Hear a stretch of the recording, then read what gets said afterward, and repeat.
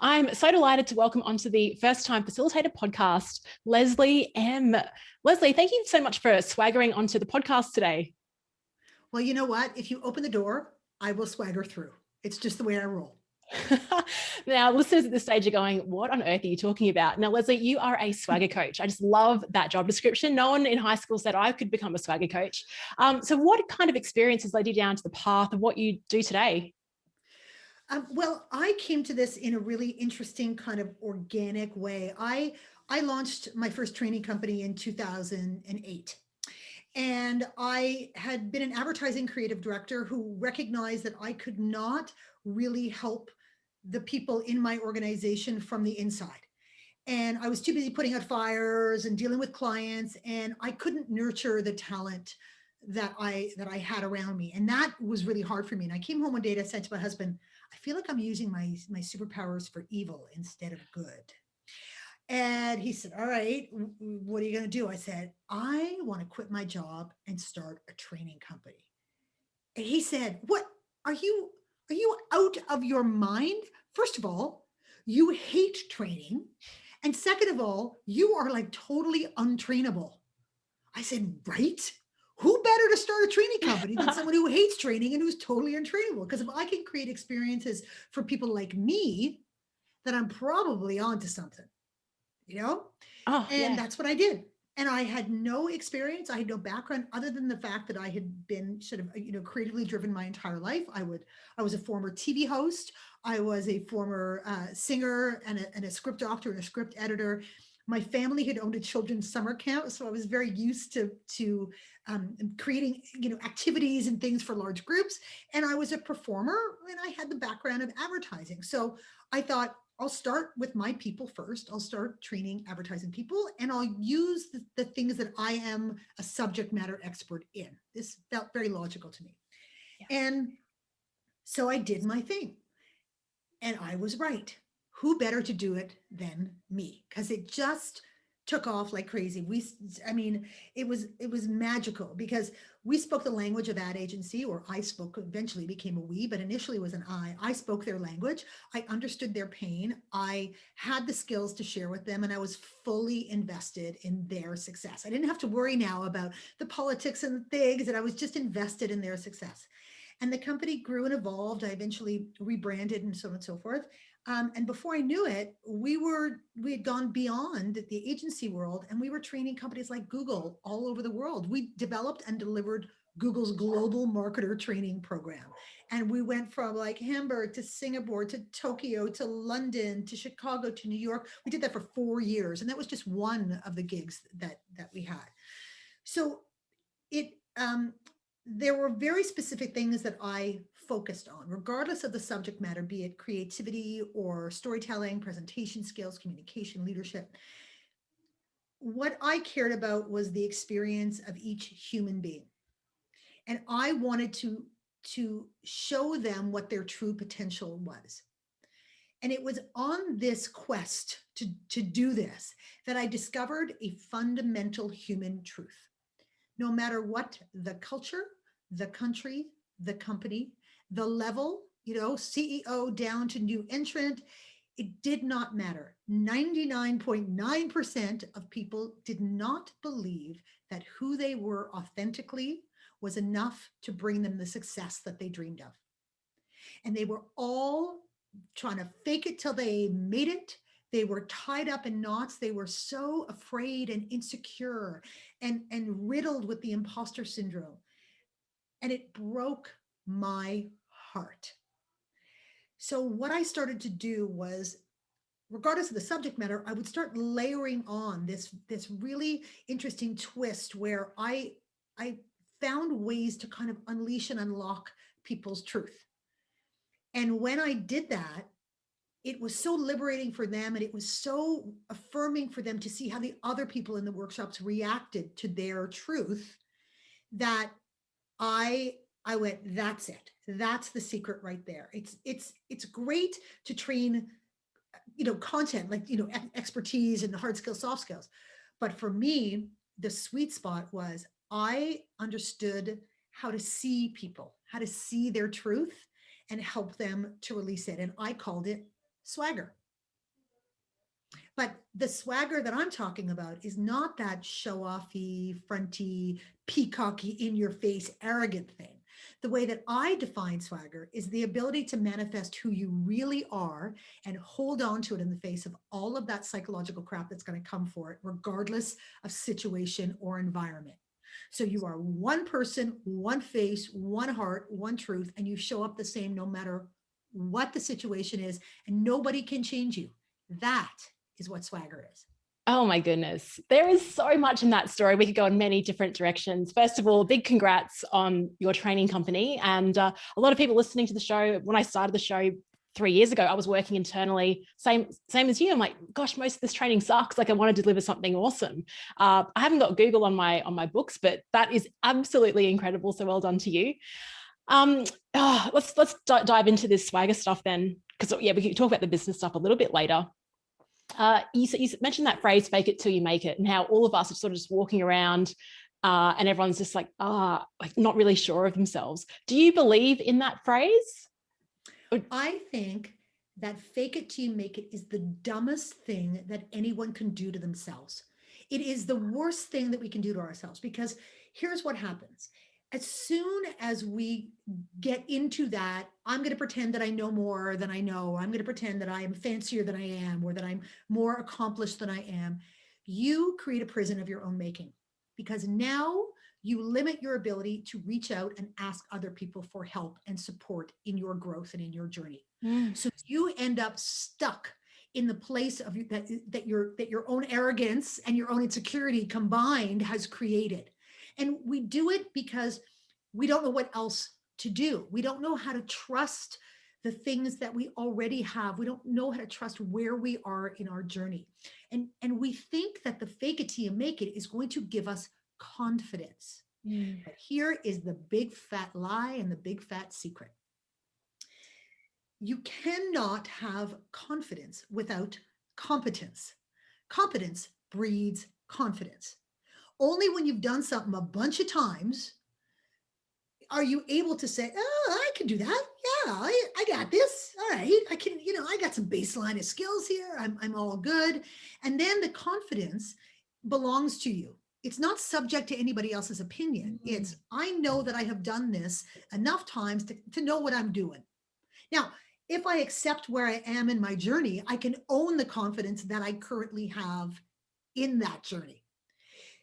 If the problem starts when people say, well, what if I haven't done something? What if I haven't experienced it enough and I'm trying to operate in the world and I need something to go on? And I say, okay, it's not about confidence. It's about self-belief, which is completely different than confidence, because self-belief is a choice that you make. Anybody can choose self-belief. Self-belief is really, really having this unerring, unflinching, unshakable feeling that you can jump off the cliff and you are not going to die. Yeah, you might hit a few branches on the way down, you might bounce, you might get a little bump or a bruise, you might fly, you don't know. But the one thing that you tell yourself for sure is, I'm not going to die. And anything that's going to happen to me in this endeavor that I give myself over to as a result of self-belief is going to lead me to confidence, which is going to lead me to confidence. So it's a paradigm, and it starts with self-belief every single time. Oh, absolutely. Look, this has really played out because I've started my own business, right? And then a lot of the stuff that you're pricing is yourself. So that is when I've seen this really play out. And I used to sort of roll my eyes when people would talk about mindset, and I'm like, just give me like the tactic, like tell me what I need to do. But honestly, and as you're talking about, it just comes back to, how do you think about yourself? How do you value yourself? And so a sort of an exercise I went through early in the game that was inspired by my business coach at the time was just jotting down like everything that I've achieved, all the education, all the professional development workshops, just getting that like in a spreadsheet, just to go, right, actually you've got that. And hopefully that can sort of the confidence, also gave me that confidence to then go out into the world. I had a very similar chat. Crucial. Yeah. So where do we start then? And I think confidence is absolutely, and self-worth for any type of facilitator, right? I think we get really scared thinking I'm in front of the room, I'm having to lead this group of people who are more educated, have accomplished more. I haven't been an executive and I'm sort of facilitating a strategy day. You know, there comes some like, am I worthy to even be in the room? So where do you suggest people start with building their self-belief? Is it just telling themselves, and you know, I can do this, I'm not going to die on the way down? Well, there are three fundamental drivers of your swagger. One is truth. The second is intention. And the last one is self-belief. So when you break it down, it works like this. The only way you can manifest who you are in this world is by your words and your deeds, right? That you can only speak your truth and explain what you want to communicate and what you think is of value and so on and so forth. Uh, that belongs to you, and nobody can change that. Now, in the book, I talk a lot about the nuances of truth, not changing it, but getting really smart about when, where, to whom, and all of those details, because nobody wants anybody's truth just barfed all over them. You know, you got to think about it in context of intention and self-belief. So intention is, why am I saying this? Why am I saying this or doing this right now? What is it that I hope to achieve? And I believe that swagger intention is always about contributing positively to the collective in some way, shape, or form.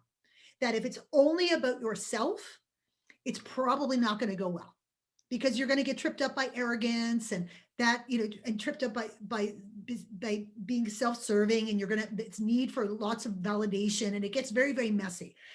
So I say intention has to be, what do I hope this outcome is going to be for the collective, and as a result for myself? Okay, how am I contributing positively to this? And then self-belief says, you know, do I believe that I have the right to say this, that it will be a value to say this, and that that there's no reason why I can't say it? That's self-belief. Self-belief is, why not me? That's what my mother used to always say to me, right? Why not you? Who is better to say or do this than you? Okay. So what I focus on is, anytime we're in a situation, especially, I mean, you know, listen, I've been there, done that, where you're in front of a room and you're saying, okay, I'm a subject matter expert in the thing I'm about to create. I may not be an expert in what they do, but they can't do what they do without me being here. Okay. So my truth is, I am going to create an experience for you that is going to help you achieve your goals. That's my truth. My intention is going to be, I'm going to make sure that every single person in this room experiences something magical and transformational, and I'm going to get this done like a badass, right? And the self-belief is, hey, this is not my first time at the rodeo, right? And I know that I'm here because they need me. If they didn't need me, they didn't need a facilitator, I wouldn't have a gig right now. So by being in service, by the truth being, I can look someone in the eye in any room I go into and say, I am here for you. I'm here for you. And I have zero agenda. This is something that's really important for facilitators to say when they go into a room, to explain, although I've been hired by the company, I am here for you, human beings in the room right now. And I'm in full service of you. I have no agenda. I have no politics. I have no alum. I'm not judging you in any way, shape, or form. I have zero skin in this game other than to help you achieve your goals. So when I ask for your trust, there's no reason to not trust me. There's no agenda. What you see is what you get. I'm here for you, right? And then you got to prove it. Then you got to walk the talk. But it really contextualizes things for people, because I always point out to them, like, say, look, you know, everybody else in this organization will have an agenda about you. Everybody.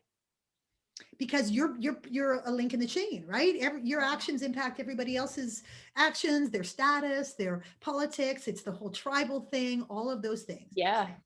As an outsider coming in, I don't have that. So it gives me a lot of freedom to be in service. in a really, really magical and profound way. I love everything you're saying. Actually, I was just admiring the way that you talk. Like, it's so cool, like the language that you're using. I think it's amazing. I didn't say this earlier, but I'm so jealous of your previous career in like TV hosting and singing. It's like, oh my gosh, you got all these cool skills. Yeah, But but you know that's, what? You know what's funny about that though tell is me. that I found those things, while they were kind of cool at the time, I found them ultimately to be unsatisfying Mm. because it I couldn't get enough back from it. I wasn't creating change. I thought that I wanted a platform because I had things to say and things that I wanted to accomplish, but I realized that it was kind of empty. And the work that I do now is so intimate and so profound. And it's, I mean, when you work with someone, when you train a group of people and you encounter one of the people from one of your thousands of workshops that you've delivered, in an airport or in a thing or in a meeting or somewhere around the world, like it happens all the time, and people will say to me, that workshop changed my life. I would never see that again, that's the same way again, and I will never forget what you told me. And they can recite back to you what you taught them 5, 7, 8 years ago. I mean, I cry. I Mm. freaking lose my, you know what, because I go, yes, that is my purpose in this world. This Mm. is my purpose, is to unleash human potential. And I touch a lot of people. I feel like I touch them more deeply and profoundly than I could have done in ways that would have been entertainment, but I changed them. I was part of that experience that changed them. Oh my goodness. I think you're also going to be absolutely resonating. You might have some people that show up to at the airport in a few years when we can fly and like, Leslie, I listened to that podcast. Because even what you're saying to me, it's just absolutely resonating. And it's 100% the reason that we got into this game of facilitation is because we want to create change. We want to, we want to help that. And as you said, being stuck in corporate where you're like, oh, I'm trying to do this. And it's really tough when you're that internal person because, like you said, you're all connected as part of this chain. So that Mhm. there is huge value being that external person. So Yeah. you mentioned before you've touched thousands of lives. So what are your sort of delivery methods, like one-on-one coaching, group coaching, workshops, speeches? Like, how do you put your message out to the world? Well, pre-COVID, it was all workshops. I didn't have the bandwidth to do a lot of coaching, which I love doing, but I could, I was on a plane every 2 seconds. I was traveling all around the world. They were, it was always 1 or 2 day engagements, sometimes in series.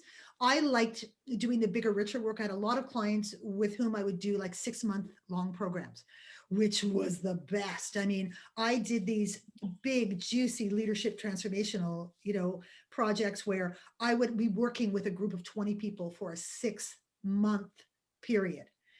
And those people, I mean, I can't tell you the kind of results we got. We had out of the, I did that program for 4 years with a multinational bank, and we had a 40% promotion rate out of that program. That's how effective it was, a 40% promotion rate. That's Okay. okay. Yeah, yeah. So I love those big, rich ones where you could really develop a relationship. But all everything I've always done is super experiential. The combustion, my company's called Combustion, and our number one stated corporate value is love the people. When we walk into the room, you belong to us, and we're going to do everything that we can to create an experience. So we always come up with really interesting, challenging, weird exercises for people to do so that they can feel the concept, not just learn the concept. And we usually do it in such a way that they often don't see it coming. So Can you you give would us some introduce examples? something. um, okay, let's see. I have so many things. Well, I'll give you an example of some of the transformational stuff that we used to do for presentation skills. So Awesome. we would get, these workshops were 10 participants at a time, which we with 3 modules, and we would do them over 3 separate days, usually 6 weeks apart. 2 groups of 10 that we would later combine into groups of 20. And we do some sort of, basic stuff about, the fundamentals of presentation skills and the psychology of presenting and connecting and all the rest of it. And then we would get each person to come up one by one and pull a little talking strip out of a cup. And it has something like, talk about the first time you fell in love, or talk about something that you lost in your life that was hard for you. Tell us a secret that nobody knows about you. It can be anything. I mean, I have hundreds of them. So I get them to do their thing, and I just watch. I watch and I make notes. I make notes on what they're trying to not show me and what I am really seeing. That is what I'm looking for. What are you trying to not show me? And what am I really seeing? And that's really one of my superpowers, is that I can see people. And so it's almost like a channeling exercise. And I make all of these notes. And then I give them a superpower name based on the person that is hiding, not who they're showing me, but the person that is hiding. And I do that one by one. I get them up one by one, no feedback, no nothing. After we've done everyone, I then get them back up one by one. And I then interpret for them what I wrote on that card. And they get so mind blown that they were seen. So I'll say to them, and you have to be careful because this is not therapy and it's not public humiliation. So you're looking for a way to validate the real person that's hiding under the surface, and give that person permission to have voice and to come out of their shell, So I'll say, I can tell that you're really trying to be a good girl. You really like to follow the rules. But underneath, there is this little tweak of rebel in you. It's almost like you're pissed off about the fact that you have to follow the rules, but you're going to follow the rules because you're good. And you say this and you watch their faces, and their faces just drop. And they go, how did you see that? I'm like, because I could see how restrained you are or held back you are, or whatever. Anyway, your superpower name is a motorcycle, sweetheart, because you've got this conflict that you're sweet and good, but you've got this rebel edge to you. And it's like, it's such a superpower because you can shift modes. And then I tell them that all the ways that this is going to serve them. And then I get them to pull something else out of the hat. And I say, now let me see you. So once we do that, and then they come out, and I'll, and everybody is watching and stuff, they're completely different the second time around. And everybody in the room loses their minds. Oh my God, that was so much better. That was so amazing. Oh my God, oh my God, oh my God. And it happens person after person after person after person. And then by the end of it, you're saying to them, you realize that the change you saw in someone else is the change they saw in you. So you all went through this transformation. People cry in these workshops on a regular basis. People say things out loud that they've never said before. I can tell you, do you want to hear a story? Like one of my favorite stories? Absolutely. Yes. Okay. So I'm in a bank training senior level executives in a bank. This particular workshop was that foundational presentation skills workshop. They're all male. Everybody in their suits and their ties and their, sort of gray hair coiffed, the male frontie kind of thing. There's a lot of that going on. And we all know that energy, right? Totally. And so we're sort of settling, in, and so on and so forth. And I've done my sort of preliminary stuff, and I say, okay, so who wants to go first? Who wants to get up and do their thing? Of course, they all sort of and like look at each other and like, who's going to go first? And this one guy, like a kind of a burly, happy-go-lucky kind of suited guy, says, oh, I'll go. I go, all right, come on up. What's your name? He says, Tony. I go, okay, Tony. So here's what I want you to do. Pull some strip out of the hat and just, go for it. Just do your thing. Pull something out of a hat, and with 2 seconds, he's like strutting around. He literally, for your listeners, I'm making little guns out of my fingers. He's doing that, like pointing at us with his finger guns. And I mean, every cliche of like a good time Charlie that you could possibly imagine. And he's loving himself. He's smiling and he's whatever. And I said, okay, wait, stop.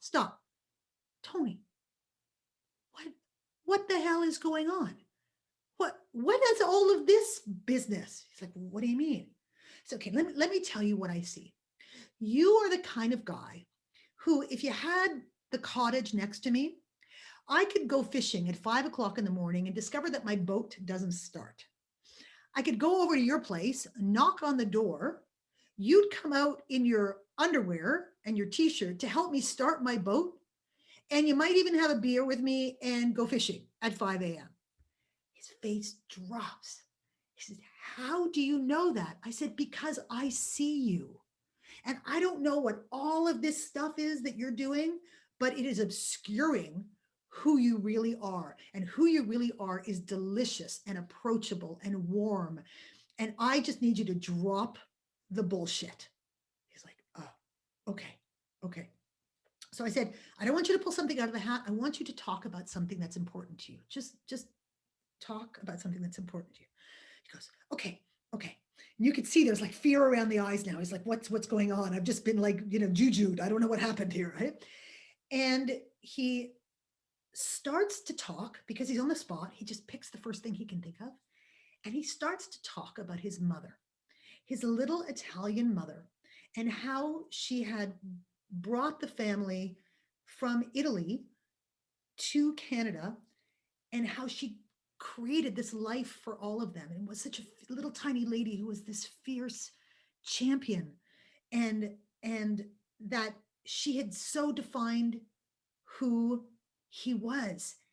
And as he's telling the story, like everybody's just quiet and listening to him. And then he says, and my mother, and then goes and clamps his hand over his mouth and starts to sob. And I was like, okay, Tony, you got this. Keep going, baby. You got this. You got this. He's like, my mother, I'm sorry. He turned his back, like both hands over his face. One of the guys got up and like hugged him in the middle of it and sat back down. I said, you got this, Tony. Keep going, keep going. He turned around again and he said, and when my mother died, I lost the sense of who I was. And he started to talk about how his whole identity had changed since his mother had passed, which had been relatively recently. And everybody in the room, like tears pouring down all of our faces. And I'm just like, I'm going to cry now. I was like, just keep going, Tony, keep going. And after it was over, I mean, he got standing ovation. Everyone, all his peers are cheering for him. And I go up to him and I throw my arms around him. And he says to me, like in my neck, he says, I don't know what happened. I don't know what happened. I said, Tony, you just found your swagger. That's what happened. That's one of my favorite stories of what the power of when you drop the front and you start to step into who you really are, and just how incredibly powerful it is for you and for the people around you. And his life did not end after that. He was not, shunned by his peers and all the rest of it. They saw him for who he really was, and not for this good time Charlie bullshit that he was trying to sell. Yeah, gosh, that's so powerful. You think of like all those months or years of everyone, like even myself, like building up an identity and being the way we think we should be, and how that can actually, so what you're saying is it doesn't take all those years to then unravel it. It can be an intervention like that, like Tony had there. So my question for you is on discovering your swagger and who you really are. I do a lot of self-reflection activities and I answer questions and journal and all of that. And still I'm like, do I really know who I am? And you mentioned that your superpower is seeing that in other people. Does it take someone else to recognize that? Because I often find there's a quote that I like, you can't see the label when you're inside the bottle. And often I'm like, oh, is this really me? Like, I don't know. Yeah, do you cover that in your book, or any tips for that? Yeah, we've got a whole thing about yeah. discovering the real you. I mean, listen, swagger is an ongoing journey. It's not a switch that gets flipped. It's a series of steps and journeys, and it goes for your life. One of the things that I advise people to do is to do what I call analyzing the swagger gap. So I say, go and talk to someone who's known you since like 10th grade, who you're still friends with. So they know who you were when you were, unfiltered and unfettered, and, you didn't have a lot of front, because we don't, our front wasn't really, developed when we're in 10th grade. And ask them how they see you. Just get a little feedback. So how do you see me? Why do you like me? Why are you friends with me? What do you think is interesting or different about me? Then go talk to somebody who's known you for maybe, 10 years. or however long, however old you are, someone who's known you for a chunk of time. Say, tell me, how do you see me? What is it you think? Blah, blah, blah, blah. Then go talk to somebody that you've worked with for a year and ask them how they see you. If everybody has a very different perspective, you have a big swagger gap, first of all. It means that you are being situational about who you are. And you haven't figured out how to hold on to the core of you and move it around with you. You kind of compartmentalize it and trot it out for different people at different times. You're probably, the real you is probably more through the eyes of the person who's known you since 10th grade, because they've watched you evolve and grow, and we mature and we become more sophisticated and so on and so forth. But when we're with them, we are still ourselves because we feel safe and so on and so forth. So they get to see the more sophisticated version of ourselves, but we're not faking or fronting. We're just being more of a grown up. And I trust that the most, because it's so interesting that when when you bump into someone that you haven't seen, in 10 years or 15 years or something, and you catch up and you talk about what you've been doing over years and this and that, and then they, you tell them what you're doing and they say, you were always someone who was so creative or so resilient or so this. I'm not surprised that you're doing what you're doing. It's like, yeah, because I'm the same now as I was then. That's who I was before I learned to hide who I was. I could be seen. So it's a really easy way to do it. Do a little quiz with a bunch of people and get some feedback and go, yeah. The other thing too is I believe that we all have a voice in our head that tells us who we are. It's our job to sift through it and figure out what is being tempered or impacted by what I call our swagger blockers, the negative voices in our head, the inner critic, the inner saboteur. Because when we accomplish something, our first instinct may be, yay, good for me. I so earned that. I worked so hard. You have that. And then it doesn't take long before you go, but I don't know. Maybe it wasn't really that good. Maybe people aren't going to really like it. Maybe people just said it was good because they were trying to look good, and all of those things. That's the stuff you have to deal with. That's all the swagger blockers. But the stuff we tell ourselves when or before all of those things kick in, that's who we are. All the things like when you get mad at someone and you go, screw you, I don't deserve blah, blah, blah, blah, but you don't say it out loud because you're afraid. The fact that you want to say it is who you really are. Right? And then it gets stuck in your blockers before you can get it out into the world. Gosh, it's so good. It's funny you mentioned talking to old school friends. I remember going to my 20-year reunion a few years ago, and I was walking around going, gosh, everyone is exactly the same, but just like a 10x version of themselves. We just sort of all slipped naturally into what it was like at high school, but people were just like, if someone was confident, they were even more confident, or funny, they were even funnier. Like, it was just amazing. So obviously their swagger would have been aligned, the people that I spoke to on that. Gosh, so many cool tools to actually figure that out. And I love that we are looking to other people to help us on that journey, and that it isn't just a one and done thing. It's like a continuing event. There's something else. Yeah, go ahead. There's something else you talked about, what your business coach told you to do, which is to write down all of your accomplishments. I wanted to go back to it because it is something that is so kind of underestimated. The power of that is so underestimated, because when we experience insecurity in any way, shape, or form, it is not truth. It's that negative voice in your head that's been playing. It's like, it's the podcast from hell. It's episode 891 of the podcast from hell, and the podcast has been playing the same thing since episode 2. And we do a huge number on ourselves when we're insecure, and we let that tape play. It's not even relevant anymore. It's not true. It's not relevant, but it's going to play. It's going to play if we let it. So what I get people to do to stop the madness, I get them to write a letter to themselves from their inner saboteur. Give it voice. And the exercise is called Dear Loser, and we talk about it in the book. So please feel free to use this with any of your clients. It's my gift to you.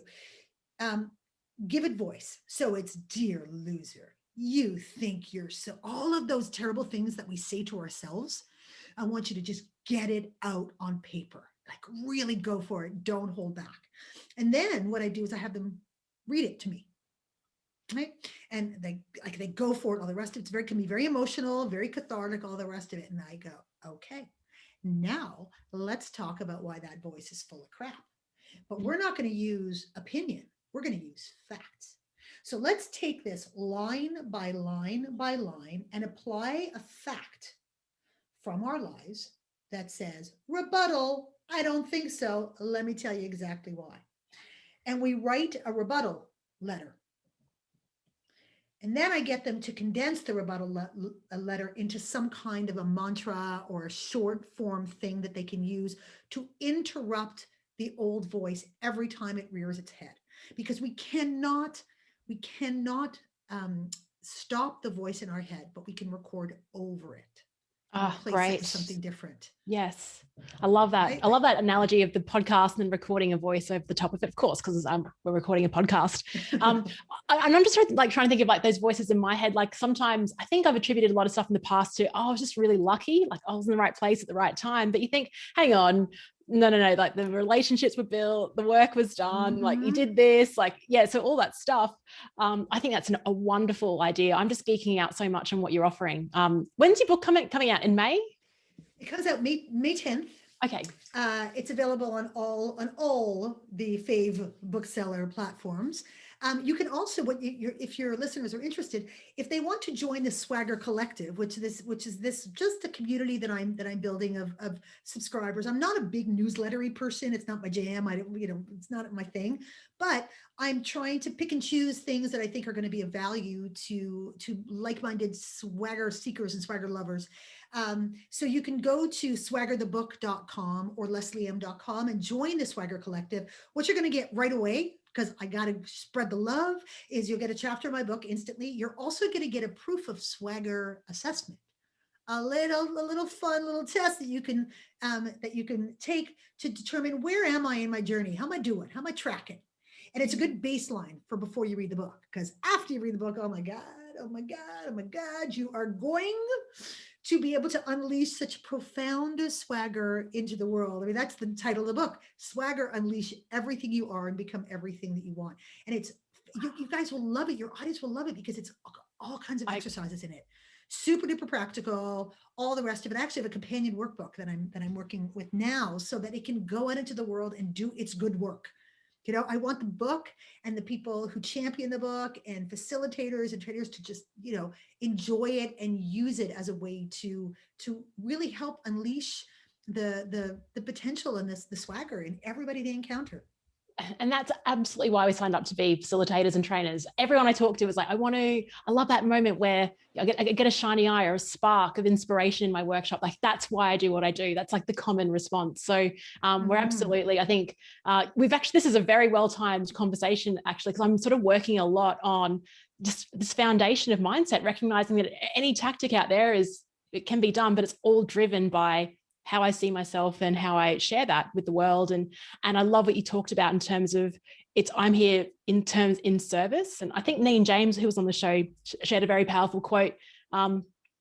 If you stand in service, you won't be nervous in relation to speaking, but it's same as what you're talking about. It's the collateral of us being of service is that we also serve ourselves. And yeah. And the part of it too is to make sure that you are fully bringing yourself to the party as a facilitator.